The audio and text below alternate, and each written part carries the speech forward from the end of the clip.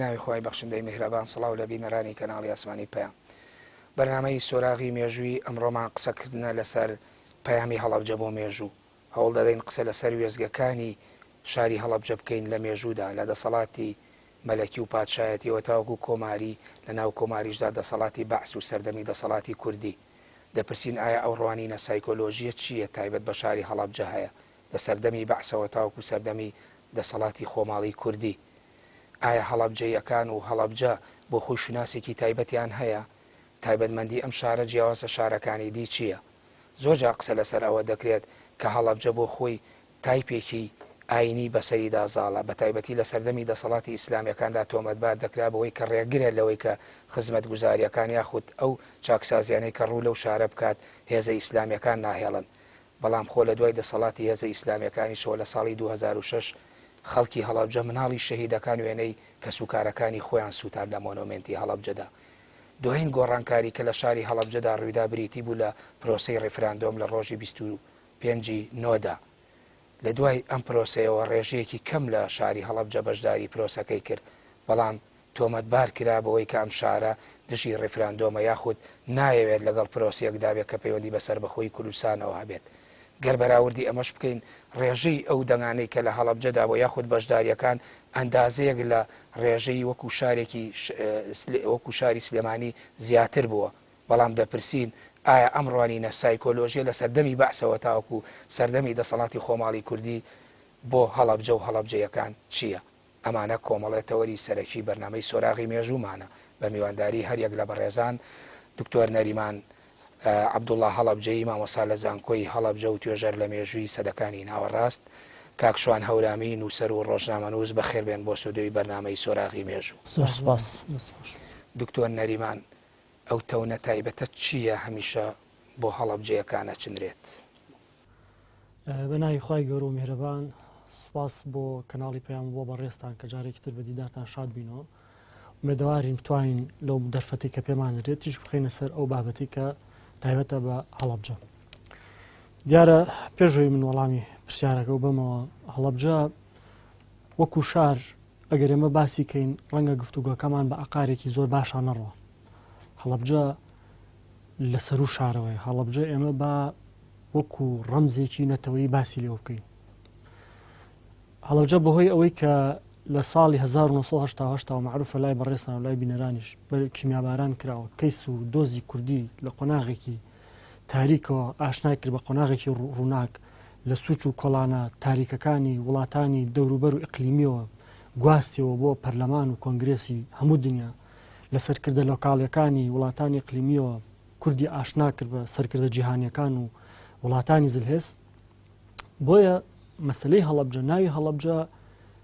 پێویستە ئێمە سنوورداری نەکەین لە چوارچەوەی شارێکە، چونکە ئەگەر سنووردارمان کرد لە چوارچەوەی شارێکە ئەوەختە ڕەخنەمان لێگیرێ و مافی خۆیانە خەڵکیش ڕەخنەمان لێ بگرن لە بابەتی لە ناو دوو قەوسا کە ئێمە شارچێتیەکەین و هەر کەسێکی تیش کە باس لە هەڵەبجە و شاری هەڵەبجە ئەوان بکە. ئەما وەکو ڕەمزێکی نەتەوەی باسمان کرد، هەڵەبجە لەبەرەوەی دۆزێکی گەورەی نەتەوەی هەیە و هەڵەبجە بۆتە سومبلێکی نەتەوەی و هەڵەبجە بزوتنەوەی ڕزگاری خوازی کوردی لە قۆناغێکەوە گواستەوە بۆ قۆناغێکی تر، هەر وەکو چۆن ئاڵای کوردستان سرودی نیشتیمانی کوردستان ڕەمزێکی نەتەوەین پێویستە و هەرواشە هەڵەبجە و ئەنفال و هەموو ئەوانی تر کە وەکو هەڵەبجە و ئەنفالن ئەمانەش بخرێنە ئەو چوارچەوەی کە هەموو پیانەوەین سمبل و ڕەمزی نەتەوەین. خۆ ئەکرێ یعنی بەر لەوە تۆ باس لە شار و ئەندازەیەکە گونجاوی بەڵام شارستانیەت بکەیت،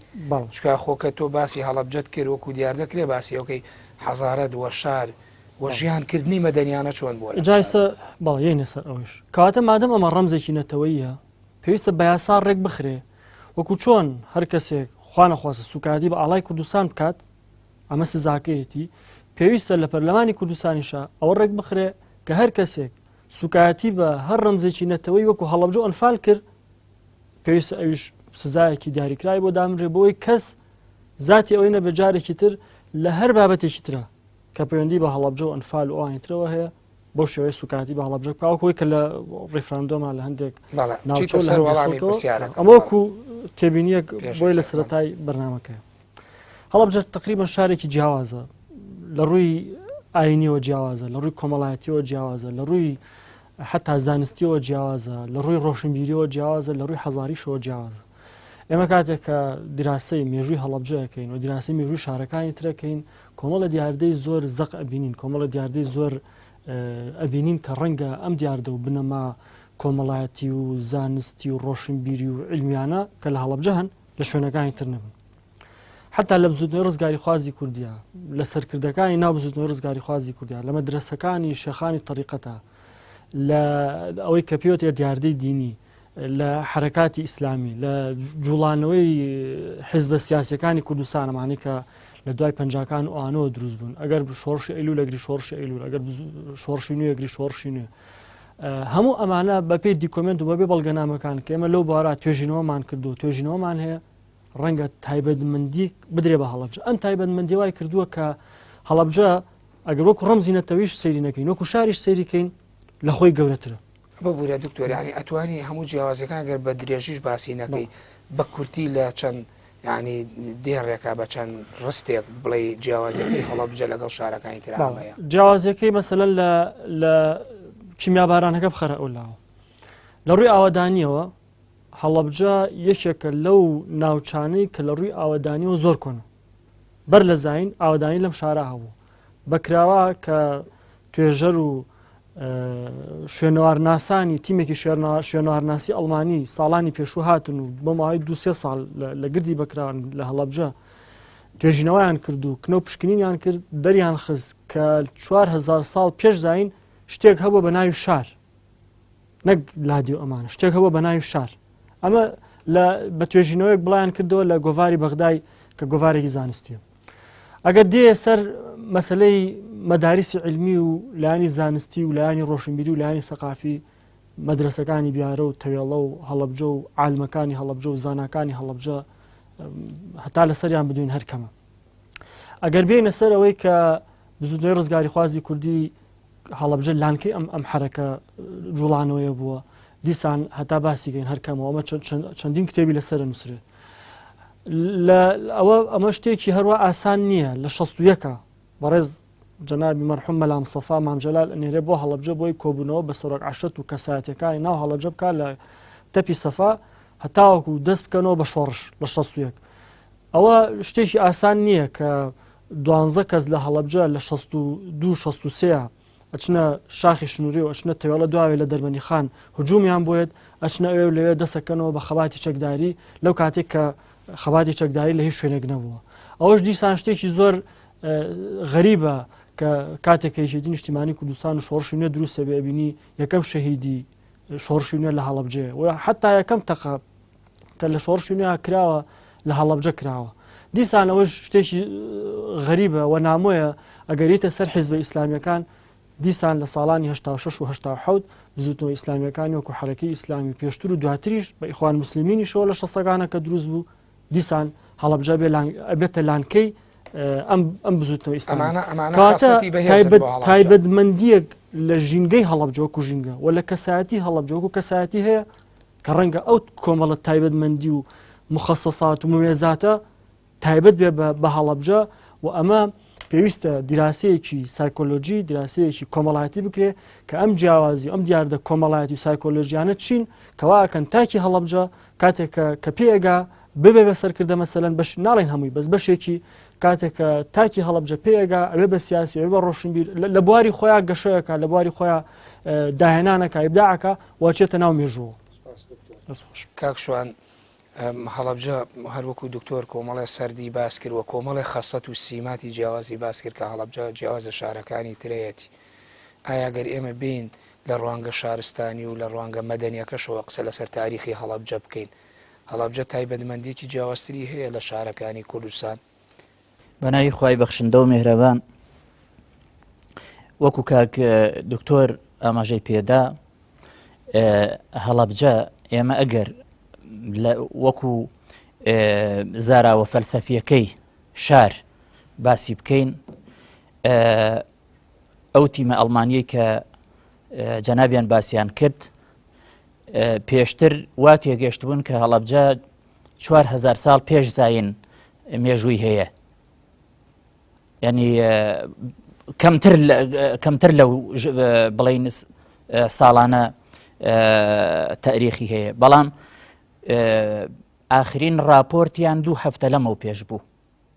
ڕایان گەیاند 6500 ساڵ لەمەوە پێش گردی بەکراوە شارستانیەتی تیا بووە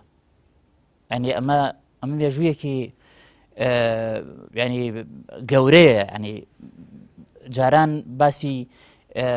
ئەکەد و سۆمەر ئەکرا لە باشووری عێراق کە باسی 6000 ساڵ و ئەوە ئەکرا بەڵام گردی بەکراوە ئێستا باسی 6000 ساڵ و 6500 ساڵ پێشتر ئەکرێ کە ینی ئەمە بەڕاستی لە ڕووە مێژوویەکەیەوە ئەمە گرنگە یعنی کە بۆ شارستانیەت ئێمە ئەگەر مێژووی نوێش باس بکەین لە 16 ئابی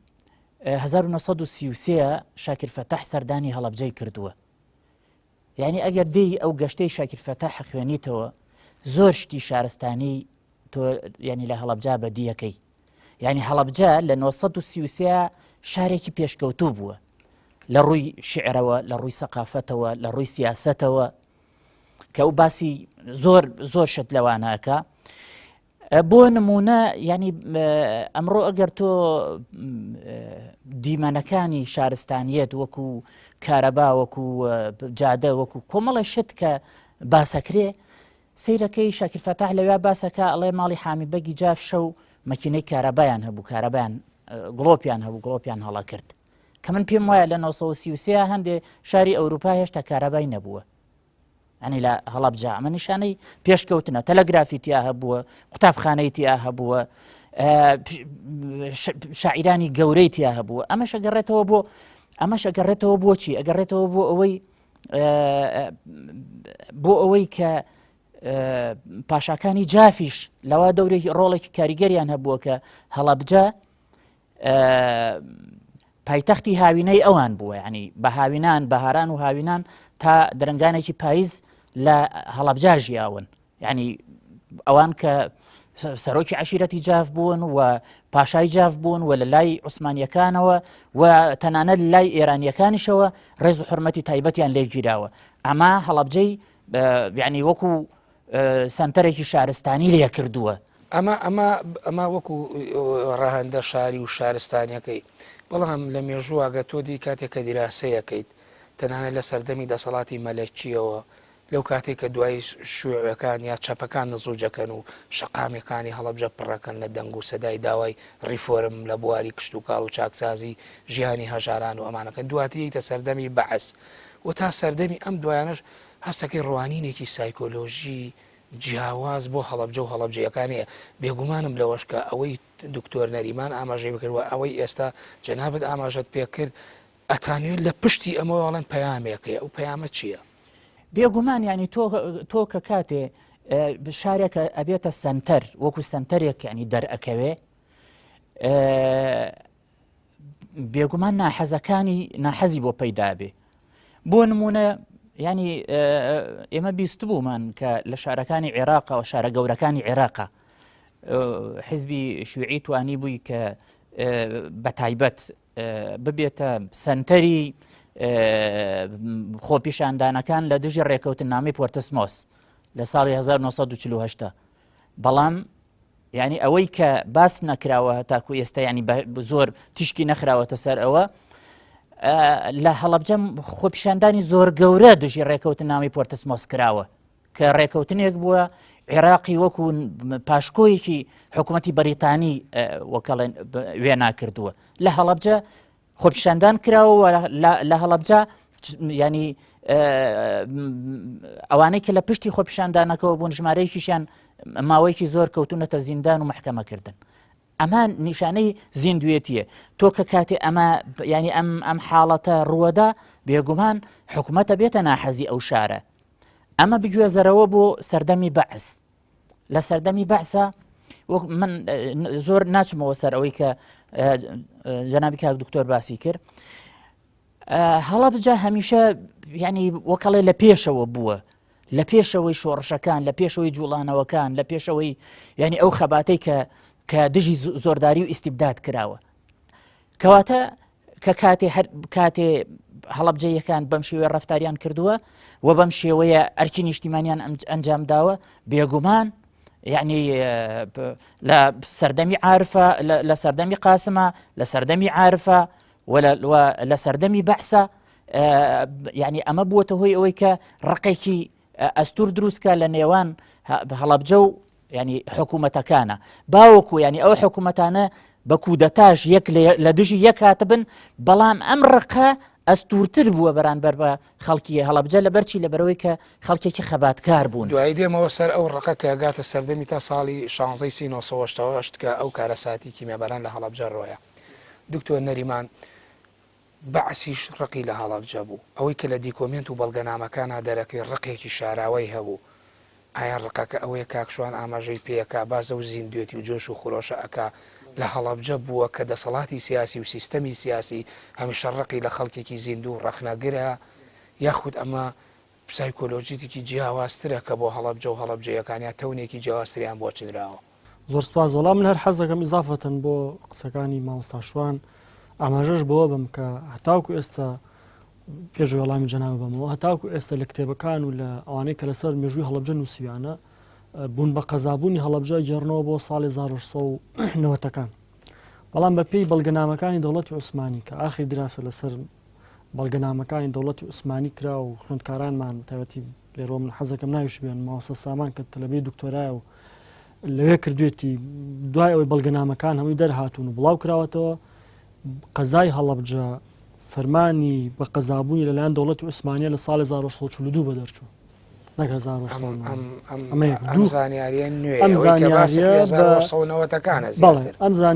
ئەم زانیاریە نوێیە پێش کۆیت و پێش نەجەفیش ئەم زانیاریان نوێیە ئەستورە بە کۆمەڵە دیکۆمنت و بەڵگەنامەی عوسمانی کە تا ئێستا بوار نەبووە مەجال نەبووە بڕۆیتە ناو دیکۆمنتەکانی عوسمانی و دیوە شاراوەکانی مێژووی هەڵەبجە و شارستانیەتی هەڵەبجە خەڵک پێ ئاشناکەشۆگە وەڵامی پرسیارەکەم حتا عفو ئەگەر بڕگەی دووهەمی کە ئەمێ باسی کەم حتا لە 24 11 1969 محەممەد پاشای جاف ئەوێ بە قایمقام بە فعلی لە هەڵەبجە عنی 1969 لەو کاتەوە هەڵەبجە قەزای هەتاوەکو ئەو کاتێک کە فەرمانی بە پارێزگابوونی لەلایەن حکومەتی هەرێمی کوردستان بۆ دەرچوو ئەمە زانیارێکی نوێ و پێم خۆش بوو لێرە باسی کەم سپاس دیارە مەسەلەی هەڵەبجە تاکی هەڵەبجەی ئەمەوەی کە تێگەیشتن لە هەڵەبجە ژیای نوێسێژ لە هەڵەبجە ئەژین وەکوتم پێشتر من قسەم کرد ئەمە مەسەلەی شارچێتی نییە لەگەڵ تاکی ناوچەکانی تر فەرقی هەیە جیاوازی هەیە خۆی ئەم بابەتە لە چیوە سەرچاوەگرێت مەسەلەن ناڕازیبوون و هەستکردن بە دیاردەیەک و دواتر ناڕازیبوون بۆی کە تۆ ئەم دیاردە قبول نییە لە چیوە سەرچاوەگرێت لەوە سەرچاوە ئەگرێت کە کۆمەلگای هەڵەبجە جگەل لەوەی کە کۆمەلگایەکی تا ڕادەیەک ڕۆشنبیر بووە و خوێنەوار بووە و باگراوندێکی سەقافی هەبووە بەهۆی ئەو دیاردە و تایبەتمەندیانەی کە پێشتر باسمان کرد لە هەمان کاتە ئەمە بیرمان نەچێت لە ڕووی کۆمەڵایەتیشەوە فرەیی جیاوازی کۆمەڵایەتی لە هەڵەبجە بوونی هەبوو جگەل لەوەش قۆناغەکانی یعنی قۆناغی پێش ساڵ 1950 هەتا ئەو کاتێک کە حکومەتی عێراقی و دەوڵەتی عێراقی و کۆمەلگای عێراقی بە کوردستان و هەڵەبجەشەوە ئاغایەتی و ئەوانەیە پاشەکانی جاف حکومڕانانی جاف لە هەڵەبجە بەڕاستی دەورێکی زۆر گەوریان بینیوە هەتاوەکو هەڵەبجە بکەن بە سنتەری دەسەڵات و بیکەن بە سنتەری ئەدەب و ڕۆشنبیری و چالاکی ڕۆشنبیری و هەموو شتەکانی تر لە دوای 58ەوە کاتێک کە حکومەتی مەلەکی لە عێراقا ئەڕوخێ ئەوەی کە هەڵەبجە ڕووی تێئەکا لە ڕاستیە بەشێکی زۆری بریتە لە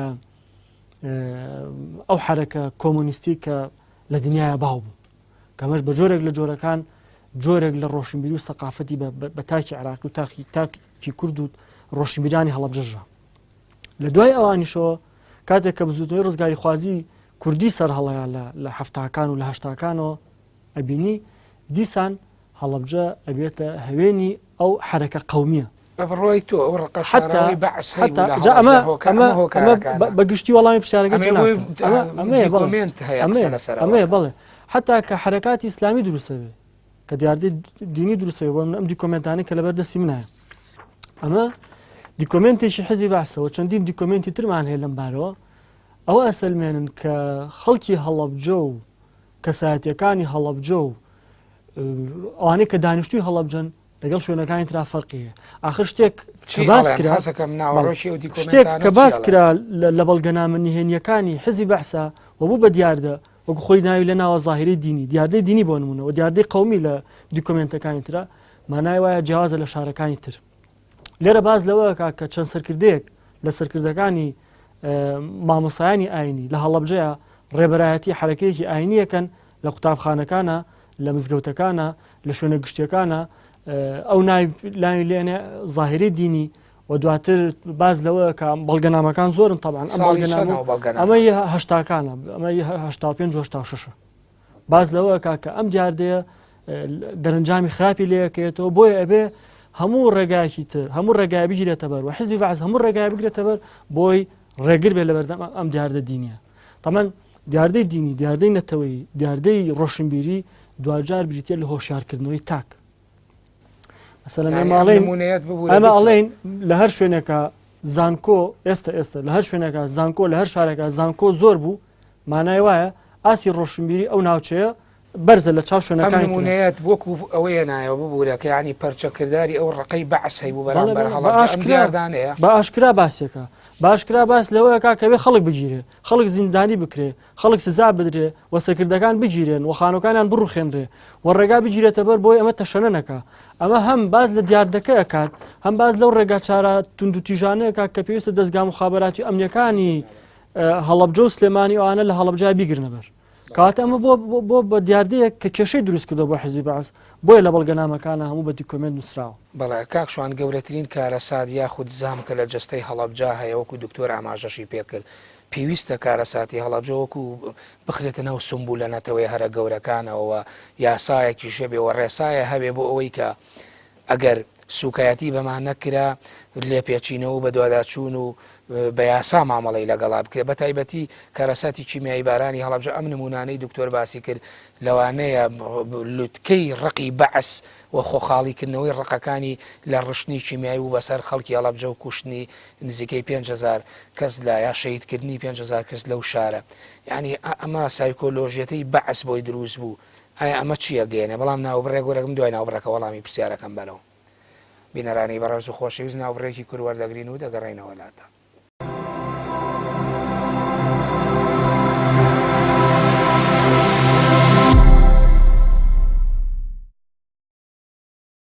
دووبارە سڵاو کاکشوان بەر لە ناوبڕەکە پرسیاری ئەوەم کرد ڕقی بەعس لە ساڵی 1970 گەشتە لوتکە بەرامبەر بەم شارە حیزبی بەعس هەروەکو خۆتان پێشەکەکەتان باس کرد ئەم ڕقە هۆکاری چی و ئایا هەر هۆکارەکەی تەنها ئەو بوو لە هەڵەبجە جۆش و خرۆشی کوردایەتی و ئاینی و چۆنەڵێ سلکی ڕۆشنبیری بەهێز بوو یاخود بەعس ئەیویست سنوورێکی تر بۆ ئەم شارە دابنێ لەوەی کە نەهێڵێ کۆمەڵە تەجاوزاتی سیاسی و دەسەڵاتی خۆی لەو شارە لاواز بوو نەی ئەویست کە بگاتەوە ئاستە ئێمە بینین ینی لەزەر لە زنجیرەی ئەو تاوانکاریانەی بەرامبەر بە خەڵکی کوردستان کراوە هەمیشە هەڵەبجە پشتی شێری بەرکەوتووە ئێمە لە هاتنی زەعیم سەدیق بۆ کوردستان و ئەو سەرکوتکاریی کە لە سلێمانی و لەم منتیقانە کردی ینی هاتووەتە هەڵەبجە لە هەڵەبجەش یعنی خوێن ڕێژی کردووە و ماڵی خەڵکی سووتاندووە ماڵی خەڵکیان تاڵان کردووە بۆ سەرکوتکردنی خەڵک ئەبینین لە ساڵی 1970 ینی ئەو بۆمبارانە دڕندانەیە هەڵەبجە کرێ 2 ڕۆژ دوای بۆمبارانی قەڵات 26 چواری 74 حد بۆ زانیاریش ینی ئەگەر ئێمە لە هەرێمی کوردستانە یعنی ناوەندێکمان هەبوایە بۆ ئەرشیفکردن ئێمە ئێستا حالیان من شوێنی بۆمبایەک لەو بۆمبایانە ئەزانم لە زەوی خۆمانایە لە 74 بۆمبایەکی ئەو فڕۆکانەی کە فرێدرا بەرەو یاریگای بیاوێڵە کە یاریتی ئەکرا بەڵام نەگەیشت بووە ئەوەیە گەشت بووە ئەو زەویەی ئێمە ساڕوخێکی 1974 تا ئێستاش ماوە لەو زەویان ماوە ئەگەر ینی کورد بێ ینی شتەکانی خۆی بە ئەرشیف بکە يعني هەر سبەینێ کە ئەم بەرنامە گوێ لێبوو گوێ لێ گیرە حەق وایە حکوومەتی هەرێم لە من بپرسێ شوێنی و ساروخەمان پێ نیشاندا بۆی دەری بێنین لە پەنای فڕۆکەکە داینین لە هەڵەبجە بڵین ئەمە یەکێکە لە ئاساری تاوانەکانی بەعس لە ساڵی 1970 ئەو فاجعەیە خۆڵقان لە ساڵی 1970 گەڕێکی کانی ئەشقان تەقیەوە و ئەوش کە لە 1970 ئەوە بوو ئەو بەو ژەهربارانەی هەڵەبجە ئیتر گەیشتە لووتکەی تاوانەکانی بەرامبەر بەو شارە هۆکاری ئەمریکا وەکو ئەوەی کە کاک دکتۆریش باسی کرد ئێمەوە لە ساڵی 1970 کە هەڵەبجە گیرە ئێمە ئەو مەلەفانەمان دەست کەوت مەلەفەکان ینی دوو مەلەفی گەورە بوون لەسەرەوەی یەکێکیان مەلەفێک بوو لەسەر الظاهرة الدينية في حەلەبجە دیاردەی ئاینی لە هەڵەبجە ئەوەی کە کاک دکتۆر باسی ئەکا یەکەم دیاردەکە باسەکە دوای ئەوە دێت طرقی معالەجەی ڕێگاکانی چارەسەرکردنی ئەم دیاردەیە باسەکە تەنانەت ناوی هەندێک مامۆستا ئەبا مامۆستای قوتابخانەی ئیبتیدایی و دواناوەندی و ئامادەیەکان ناویان ئەبا ناوی مامۆستایانی ئاینیە بە ئەڵێ پێویستەکە ئەمانە بگوێزرێنەوە لە سلکی پەروەردەوە بگوێزرێنەوە بۆ وەزارەتەکانی تر چونکە ئەمانە کاریگەریان زۆر بووە لەسەر ئەوەی کە ئەمانە بەعسیان سەغڵەت کردووە بەڵێ ئەڵێ دیاردەی باڵاپۆشی مامۆستایان ینی ئەمە کاریگەری زۆر خراپی کردووە و قوتابیە کچەکان هەمیشە سەیری مامۆستایانێکەکەن مامۆستا بە پێشەنگ گەزانن لەبەرەوە ئێوەکو مامۆستاکەی بکە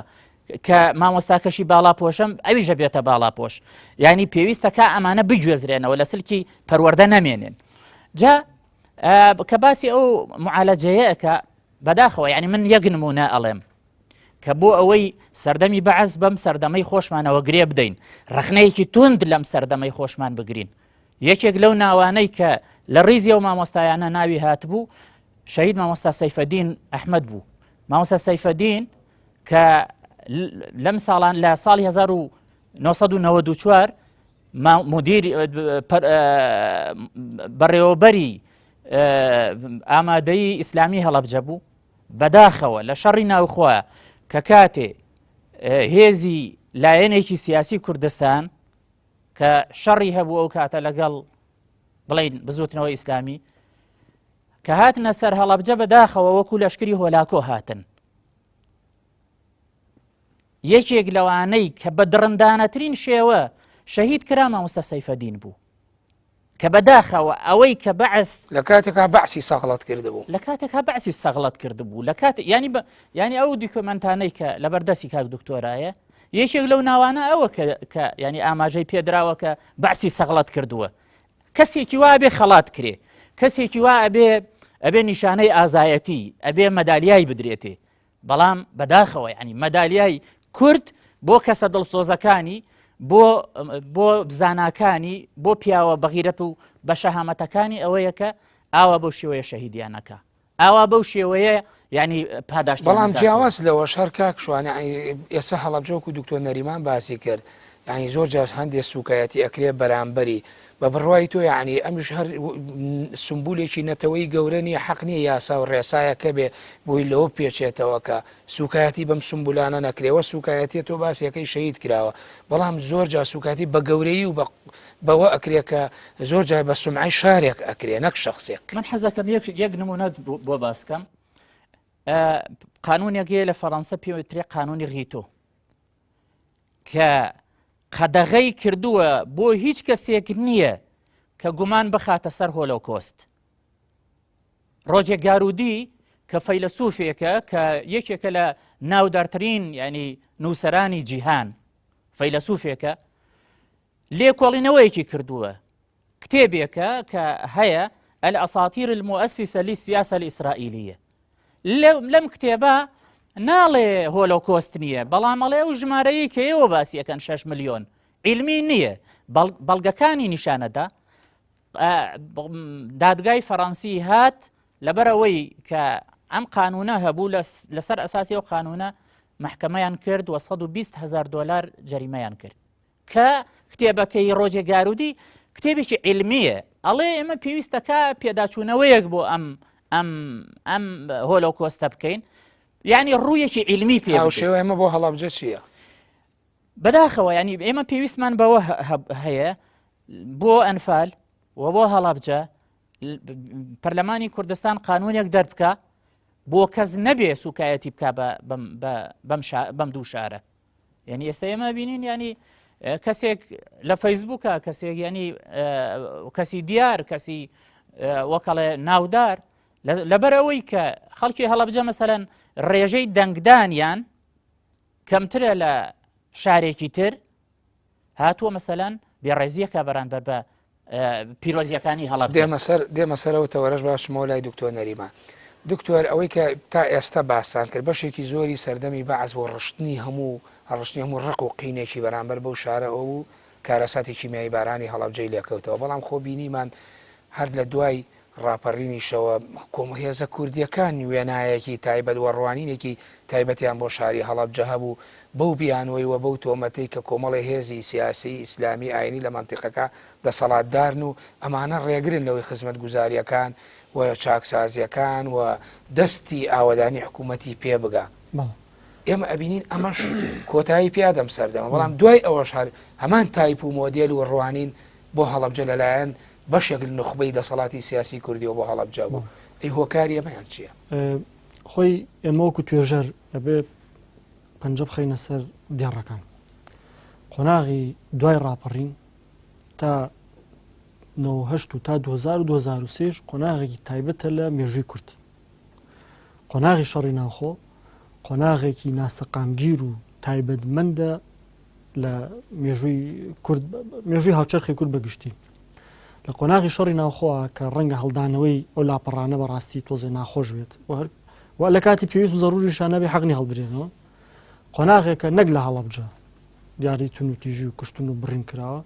لە بەشێکی زۆر لە شارەکانی تریش کراوە شتێک بووە کراوە حیزبەکان کردوێتی ئەم حیزبە کردوێتی ئەوی تر کردوێتی ئەوی تریش کردوێتی یعنی شتێک نییە تایبەت بێ بە حیزبێک شتێک نییە تایبەت بێ بە ناوچێک قۆناغی شەڕی ناوخۆیە و بینیمان سوپای بێگانە هات سوپای ئەم لا هات سوپای ئەو لا هات وانە بەڵام لە دوای ئەوە مەفروض بوو هەڵەبجە جۆرێک لە تایبەتمەندی پێ بدرێت ئەم تایبەتمەندیە بۆ مانایی نا خەڵکی هەڵەبجە پاڵی لێبنەوە و ئیتر بڵێن ئێمە مادەم تایبەتمەندیمان پێدراوە کەواتە ئیترە بێ خۆمان هەموو شتێبین و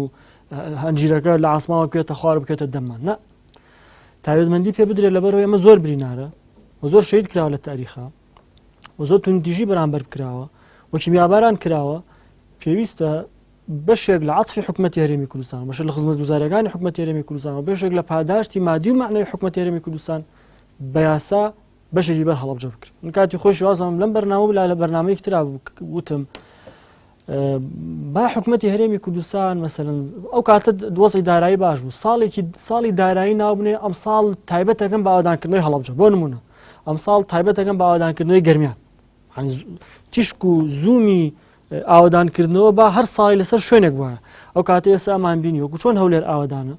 هەڵەبجەش ئاوادانەوە بەڵام بەداخەوە نییە خۆی شتێکی ترمان بیر نەچێ لە دوای کیمیابارانی هەڵەبجە خەڵکی هەڵەبجە زیاتر ئاشنابوون بە ڕووی دەرەوە یعنی جاران ئەگەر لە ڕێی عالمە لۆکاڵەکانی ناو هەڵەبجە لە ڕێی زانایەکی تر کە لە عێراقەوە هات لە ڕێی مەداریسی علمی هەڵەبجە یان قوتابخانەکانی ناوەندی و ئامادەیەکانی هەڵەبجە خەڵک جۆرە لە ڕۆشنبیری وەرگرتایە بەڵام کە کیمیایەکە بەسەر هەڵەبجا کرا و خەڵکی هەڵەبجە ئاوارە بوون و چوونە شارە گەورەکان و چوونە وڵاتانی تر اینجا ئەمە دیسان تایبەتمەندێکی تر یا بە تاکی هەڵەبجە من ئەمە وەڵامی پرسیاکەم بە دیاریکراوی بەرەوە یعنی پێ دوایە یعنی ئێمە باسی ڕقێکی بەعسمان کرد بەرامبەر بە هەڵەبجە و ڕوانینێکی سایکۆلۆژی بۆ هەڵەبجە و هەڵەبجەکە بەڵام ئەبینین ئەم تایپە لە بەرجێکی جیاوازتریشە لە سەردەمی دەسەڵاتی کوردیا دووبارەیە بێتەوە تا ئاگاتەوەی ساڵی 2006 گەنجی هەڵەبجەی ئەڕوا ڕسمی کە سوکارەکەی خۆی لە ناو مۆنومنتەکە ورد و خاشەکە و مۆنومنتە سووتێنێت گەشتێتە ئەمە ئەوەی کەمی بازمی بەشەکە لەو هۆکارانەی کە نەتیجەکەی ئەوەیە یعنی لەبەر ئەوەی ئاوردانەوەیەکی جدی نەدراوەتەوە لە هەڵەبجە و تایبەتمەندی ئاوەدانی نەدراوە بە هەڵەبجە و ینی ئەوەی کە بەسەر هەڵەبجا کراوە لە ڕووی کاولکاری لە ڕووی کیمیاباران لە ڕووی ئەوەی کە خەڵکێکی زۆری لە شەهید بووە ئەمە بە هەند وەرنەگیراوە بە هەمان تاس و حەمامی پێش و مامەڵە لەگەڵ هەڵبجا کراوە و هیچ فەرقی نەبووە بۆ من لەگەڵ قەزاکانی ترە هەم لە ڕووی مادی هەم لە ڕووی معنەوی بۆی خەڵکی هەڵبجە لە ڕاستیان لەمە بێزار بوون. هەڵبجە بە درێژایی مێژووی چەندین جار سفر کراوەتەوە، هەم خێزانەکانی لە ڕووی ئابووری سفر کراونەتەوە هەم شارەکە سفر کراوەتەوە. یعنی ئەمە فەرقی هەیە لەگەڵ شارێکی ترا کە تاکو ئێستا تۆپێکی بەر نەکەوتووە. خۆی ئێمە ناڵێن ئەوش ئاوادان مەکەنەوە ئیحتیمام بەوش نەدێ بێ ئیحتیمامیش بۆ بدرێ بەڵام بێ ئیحتیمامی زیاتر بەمە بدرێ. دایک و باوکێگەر 4 ماڵیان هەبێ هیچیان نەخۆش بێ ئیحتیمام زیاتر بە نەخۆشەکە دێت تا چاکە بێت. بەڵام ئەو تایبەتمەندیە بە هەڵبجە نەدرا کە نەدرا خەڵک هەستی بەمە کرد هەستی بەمە کرد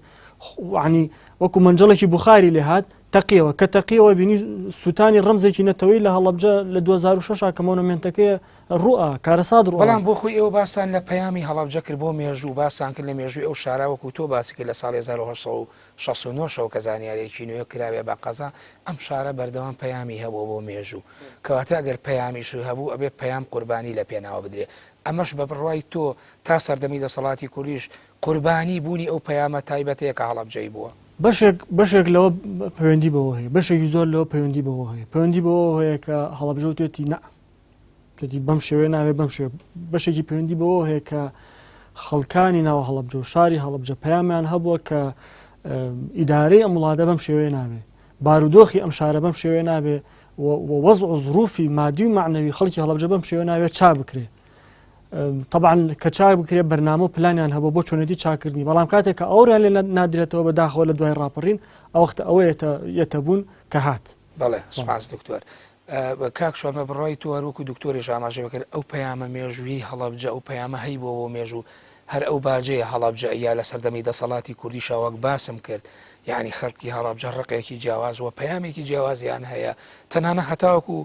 ئەم چەند ڕۆژەی ڕابردووش کاتی ڕێفراندۆم لە هەرێمی کوردستانە ئەنجامە درێت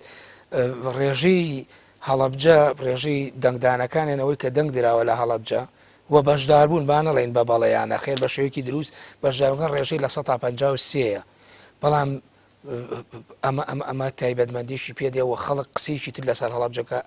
ئەکات وەک خۆتی شوتێ یعنی کابرا دێ لە فەیسبووکە سوکایەتیەکە بۆ شە بۆ ناڵێ مادام هەڵبجە ئەمە پەیامەکەتی پێویستە بخرێتە سەر وڵاتێکی تر و دابرێ لە هەرێمی کوردستان.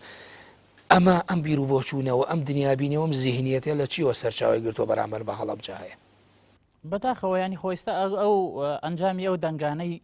هەڵبجە سلێمانی گەرمیان ئەبوو بەرپرسانی هەرێم داچڵەکێنێ کە ئەم دەنگانە بۆ لەم شارانە ینی دابەزیون بۆ ئاستی نیوە ینی بۆ نمونە ینی بەداخەوە ئێستا ینی ئەوە قسەی ئێمە نییە و دابەشکاری ئێمە نییە تا وەکەڵێ نەتوانین باسی کەین بەڵکو دابەشکاریەکی حەقیقیە و هەیە و ڕاستە یعنی ئاوا بە چاو نایبینین بەڵام بەکردەوە بە پراکتیک ئەیبینین. ئێمە ئێستا تا ئێستاش دابەشکاری لە هەرێمی کوردستانە هەیە زۆنێکی زەردمان هەیە و زۆنێکی سەوزمان هەیە ینی ئێمە سەیرەکەین لە هەر شوێنێک لە هەرێمی کوردستانە ئاستی ساختەکاری لە هەڵبژاردنەکانە کەم بوو بێت دەنگی دەنگدەران کەم بووە ینی من پێم وایە دەنگی دەنگدەری سلێمانی و دەنگی دەنگدەری گەرمیان و دەنگی دەنگدەری هەڵبجە دەنگێکی زۆر حەقیقی بووە لە هەرێمی کوردستانە بەڵام ئەو شارەی کە 97 و 98 دەنگی هێناوە لە 198 دەنگی هێناوە بە دەنگێکی ناحەقیقیە ناڕاستە بۆ چونکە نزیکترین حاڵەت بە ئێمەوە جەنگی داعشە لە جەنگی داعشە ئەم زۆنەی ئەم لە دوو لە سەرسەی قوربانیەکانی کوردستانی داوە معقول نییە ئەو بەشەی دوو لە سەرسەی قوربانیەکانی کوردستانەدا بۆ بربەرەکانێ بۆ شەڕی دژی داعش بۆ دیفاع لە نیشتیمان هەستی نیشتیمانی زەعیفتر بێ لەو بەشەی کە یەک لە سەرسەی قوربانیەکانی داوە یعنی ئەمە حەقیقەتێکە ئەمە ئەبێ پرسیاری تیا بکرێ و من پێم وایە ئەو دەنگانەی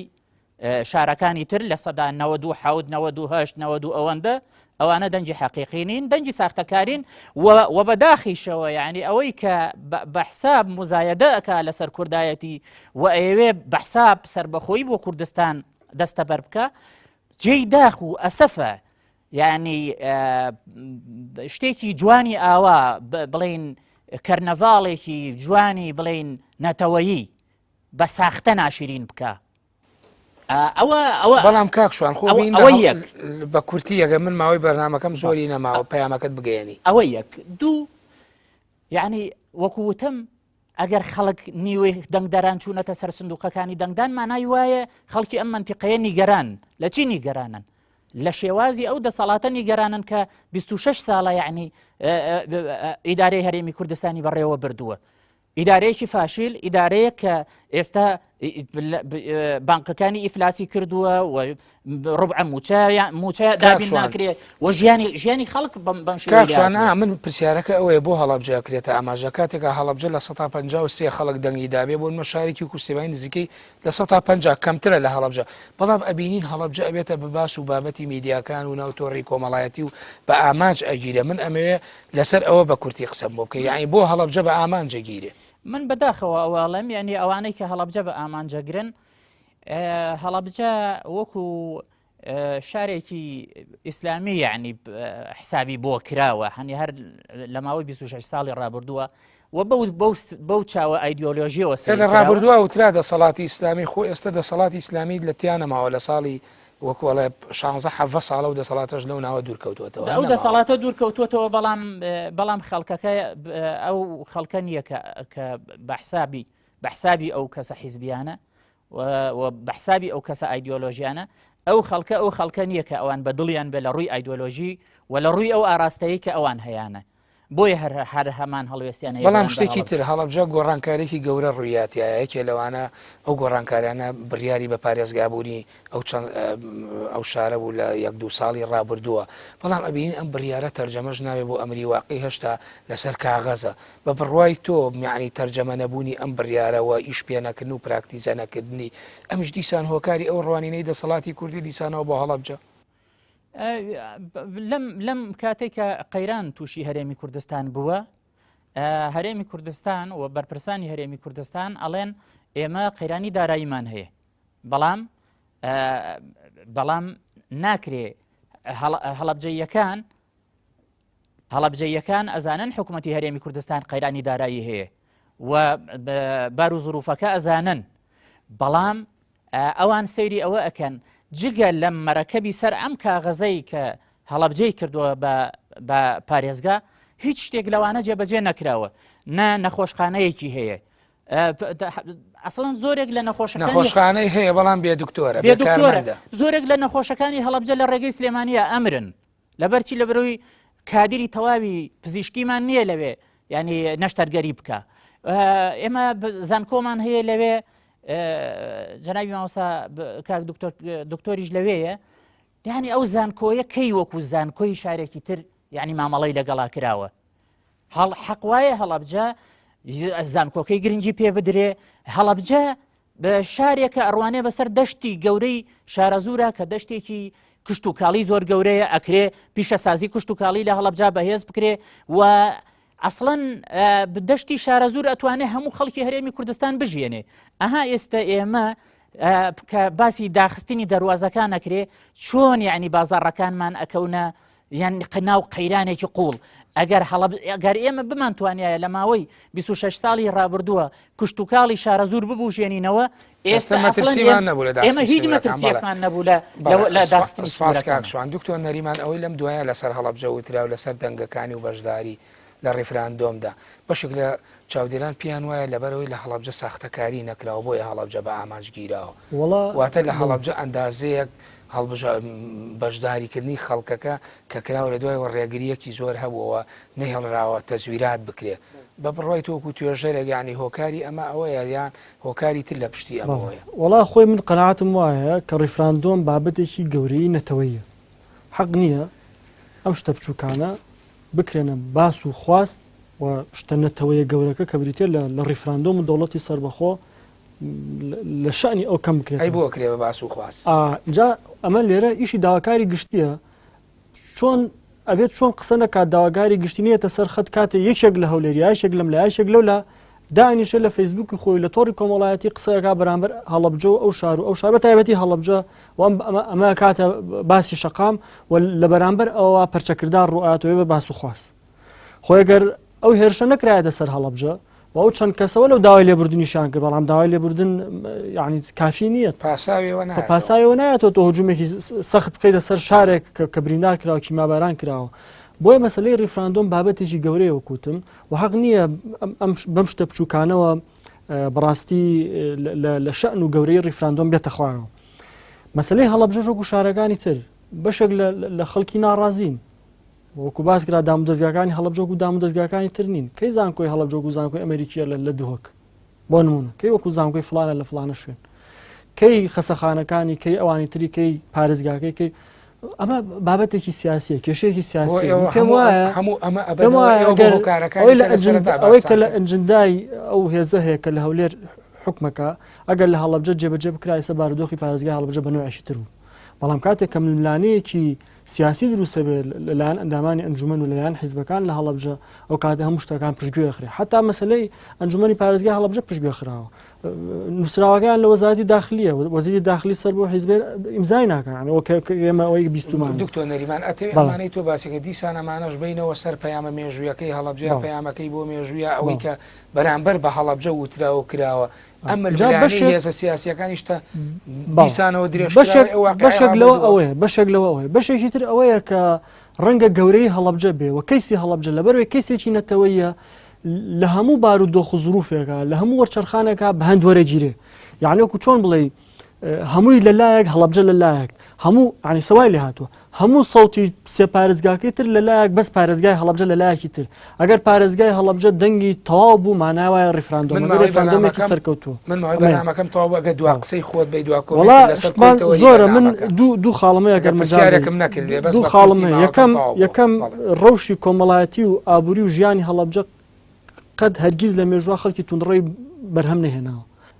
ڕاستە ئەرکی سەرشانی حکوومەتی هەرێمی کوردستانە کە هەڵەبجە ئاوادان کاتەوە بەڵام ئەرکی سەرشانی سەرمایەدارەکانی کوردستانیشە بە تایبەتی سەرمایەدار هەڵەبجەکان کە پرۆژیان هەبێت لە هەڵەبجە و ئەرکی سەرشانی ڕۆشنبیران و خاوەن بڕوانامەکانە کە بێن خزمەتی هەڵەبجە بکەن نابێ هەڵەبجە بەجێبێڵن ئەوە گریمان حکومەت ئاوری لە نایەوە ئەی سەرمایەدارەکان بۆ ئاوری لە نایەنەوە ئەی کەسە ڕۆشنبیر خاوەن شەهادە و بڕوانامەکان بۆ هەڵەبجە بەجێڵن ئەمەش خۆی بۆ ڕاستی وەکو گلەیەک لەوانە شەکرێ و پێویستە ئەوانیش هەموو هەم حکومەت هەم خەڵکانی ڕۆشنبیر و خاوەن بڕوانامە و نووسەر و توێژەر و ئەمانە هەم سەرمایەدارەکانیش پێویستە هەمویان ئیشکەن لە پێناو ئاوادانکردنەوەی شاری هەڵەبجە لە هەموو ڕێ کاکشوان بە کورتی دوا قسەت بە کورتی ئێمە بەداخەوە یعنی ئێمە ماوەمان نەبوو کە زیاتر ڕوونکردنەوە بدەین کەیسی هەڵەبجە یەکێکە لە ڕۆشنترین و بەهێزترین و دەوڵەمەندترین کەیسەکان لە ڕووی بۆ ناساندنی جینۆسایدی کورد بە جیهان بەداخەوە ئێمە دوای بڕیاری دادگای تاوانەکان لە بەغدا حکوومەتی هەرێمی کوردستان سادەترین کاری نەکرد کە ئەمە بباتە پەرلەمانی یەکێتی ئەوروپا و بیباتە نەتەوە یەکگرتووەکان بۆ ئەوەی لەوێش وەکو جینۆساید تۆمار بکرێ بۆچی بۆ ئەوەی ئەگەر ئەمە تۆمار بکرایە هەر ئەتوانرا لەسەر ئەساسی ئەو تۆمارکردنە بوترێ نەتەوە یەکگرتووەکان ئێمە ناتوانین لەگەڵ حکوومەتێکی مرکزی لەو شێوەیە بژین کە ئەمەی بەسەرهێناوین بەڵام بەداخەوە ئێستا حکوومەتی هەرێمی کوردستان نەتوانی کەیسی هەڵەبجە نەتوانی کەیسی ئەنفال بەرێتە نەتەوە یەکگرتووەکان و لەوێ بیان